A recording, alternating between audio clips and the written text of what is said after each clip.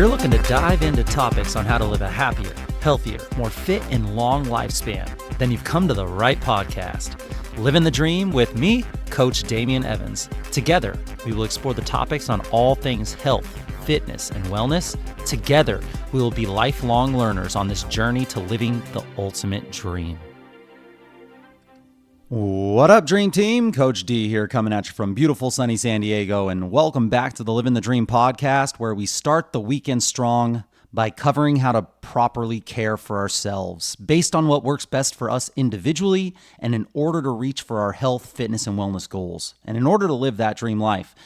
And in the ever-evolving landscape of scientific understanding, what we once believed to be the gold standard for longevity may not tell the full story.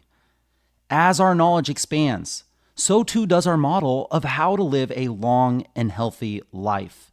And in this episode, we're going to explore the transition from the traditional longevity model to the updated approach. We're going to examine how shifts in perspective have reshaped our understanding of optimal health practices. So join us as we dive into the old versus the new paradigms of longevity, navigating the complexities of nutrition, exercise, and lifestyle choices in pursuit of a thriving and fulfilling life. The traditional longevity model talked about calorie and protein restriction, and this was based largely on mechanistic speculations derived from animal data. The traditional longevity model talked about aerobic fitness being the focus, without resistance training. Well, resistance training was a secondary concern or even an afterthought.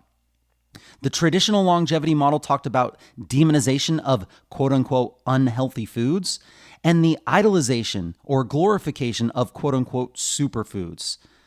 Now, here are some things that the updated longevity model has, and we're going to go through these a little bit more in depth. First, caloric optimization to fuel your physical activity and your training demands for improved body composition. Next would be protein optimization for increasing and or preserving that precious lean muscle tissue and preventing sarcopenia and frailty. Next would be resistance training as an indispensable foundation of your training. And then formal cardio on an as needed or as desired basis, depending on whatever your goals are. And then eating habits that support the above goals while covering essential nutrition with an overall healthy food selection. And lastly, flexible allowance for discretionary calories to foster your sanity and your adherence. So we're going to go through this a little bit more in depth. Let's double click on the traditional longevity model. Number one, calorie and protein restriction. While calorie restriction has been shown to extend lifespan in certain animal models, its translation to humans is a little less clear. Studies on caloric restriction in non-human primates, mostly mice, have yielded mixed results, with some showing benefits for longevity and others demonstrating no real significant effects. Additionally, extreme calorie restriction in humans can lead to nutrient deficiencies, metabolic adaptations, and adverse effects on psychological well-being. We went over that a lot on this week's Fuel Up Friday episode if you want to go a little more in depth on that. When it comes to protein restriction, evidence suggests that maintaining adequate protein intake is essential for preserving lean muscle tissue, your muscle mass. It helps with your metabolic function, your body's ability to do all the metabolic processes that keep you alive, and overall health, particularly in older adults. So is protein restriction really that good? Number two, aerobic fitness was the focus. Aerobic exercise has undeniable health benefits, including improvements in your cardiovascular function, your heart and your brain health, your insulin sensitivity, and your overall mental well-being. However, focusing solely on aerobic fitness, especially when it comes to fat loss goals, this neglects the importance of resistance training for maintaining your muscle mass, your bone density, and your metabolic rate, especially as you get older. Number three is the demonization of quote-unquote unhealthy foods. The demonization of certain foods based on their macronutrient composition, the carbs, proteins, and fats, or the processing methods, it really does oversimplify dietary patterns, and it ignores the complexity of nutritional science. While, yes, it's essential to limit your intake of ultra processed foods, it might be the most important thing that you could do. Those foods that are high in added sugars, unhealthy fats, and refined carbohydrates, labeling specific foods as universally unhealthy, it really can create an unnecessary fear and guilt around eating those foods. And then number 4, lastly, the glorification of superfoods. The concept of superfoods is often based more on marketing hype than scientific evidence, unfortunately. And you could see how this could happen. It happens in so many other realms. While some foods may be particularly nutrient dense or offer specific health benefits, there is really no single food that can confer optimal health or longevity all on its own. A balanced diet rich in variety of whole foods, including fruits, vegetables, whole grains, lean proteins, and healthy fats, this is the key to supporting your overall health and well-being. So the old longevity model, the traditional longevity model, let's see how this stacks up to the now updated longevity model. Number 1, we want to think about calorie optimization. Rather than focusing on strict calorie restriction, the emphasis should be placed on caloric optimization to support physical activity, metabolic function, and overall health. What is it that you do throughout your day? What is it that you want to do? And how can we optimize our caloric intake to match those goals? Studies have shown that both under-eating and overeating can have detrimental effects on longevity, highlighting the importance of achieving energy balance through balanced nutrition and regular exercise. It's the Goldilocks principle here. Number 2 is protein optimization, not restriction. Adequate protein intake is essential for preserving your lean muscle tissue. It promotes your satiety, your feeling of fullness, and it supports your metabolic health. Research suggests that older adults may require actually a higher protein intake to mitigate the age-related muscle loss, especially if you're someone that's sedentary, and to maintain just functional independence as you get older.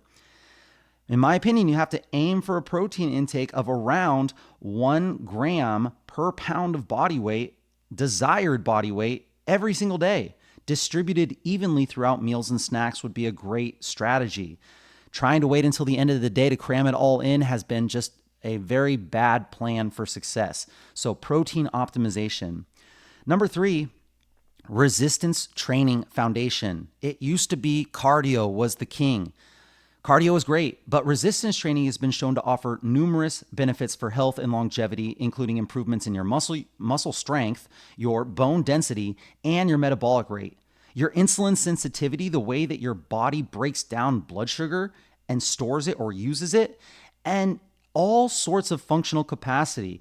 Resistance training really is investing in the long term. Next, we'll talk about the balanced eating habits of this new longevity model. A balanced approach to eating emphasizes the importance of consuming a variety of nutrient-dense foods from all food groups, not excluding a food group like carbs or fats or proteins. Foods like fruits, vegetables, whole grains, lean proteins, and healthy fats. It seems like we just keep saying the same things over and over again, but all these messages out there are telling us that this diet is the best, or these foods you need to avoid, or these foods you need to eat. But really, it's just that balanced diet of all the things that we know we need to eat.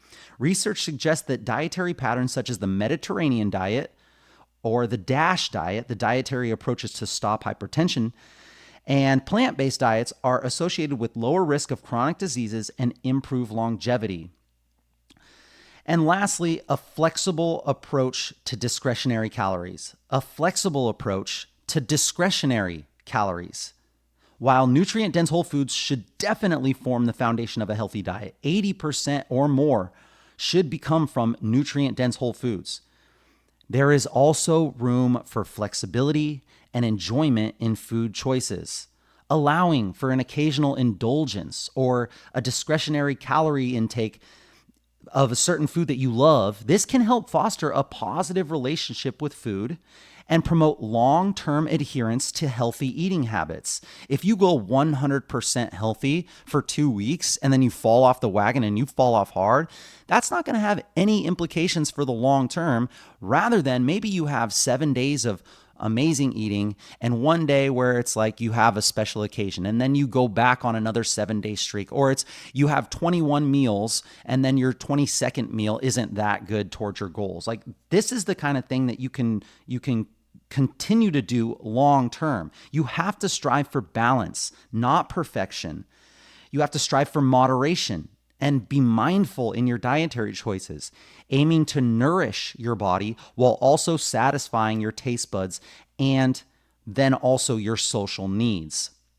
And by incorporating these evidence-based principles into your lifestyle, you can then optimize your health, your longevity, and your overall well-being. Remember, it's the small, sustainable changes over time. These are more effective than drastic or restrictive measures. And prioritize habits that support physical and mental and social health for your long-term goals, for the long haul. And as we wrap up this episode, it's clear that the journey to optimal health and longevity is a dynamic and multifaceted one. Maybe what we think today is the right way is going to change in the future, and I can highly guarantee it probably will. But right now, this looks like the best strategy for longevity. By embracing this updated longevity model, we're going to empower ourselves to make informed choices that support our physical, mental, and emotional well-being more than that old, outdated model. From caloric and protein optimization to prioritizing resistance training and balanced eating habits, each step that we take brings us closer to a life filled with vitality and purpose. Remember, progress, not perfection. This is the key. So let's commit to incorporating these evidence-based principles into our daily lives, one small change at a time. Together, we can rewrite the script on aging and pave the way for a future brimming with health, happiness, and longevity. And that's it, my friends. Thank you so much for joining me on this Self-Care Saturday episode of the Livin the Dream Podcast. Share the knowledge that you gained with your friends and family and hold each other accountable. If you enjoyed this content, it helps us a ton if you could post a screenshot of this episode on your social media stories and include one takeaway that you learned. And if you could leave a review on whatever platform you're listening to, that helps a ton as well. Tag me at livingthedream_podcast or at coachdamian_SD and let us know how this episode benefited you. Let us know what we missed. Let us know what we got wrong. Tell us how you are going to use the updated new longevity model and how you used the old model and it may not have worked. We want to know. Message us if you have any suggestions or tips that would help your Livin the Dream team that we can discuss on future episodes. I will be right here with you, working on making us stronger, happier, and healthier humans. Until next time, friends, keep living the dream.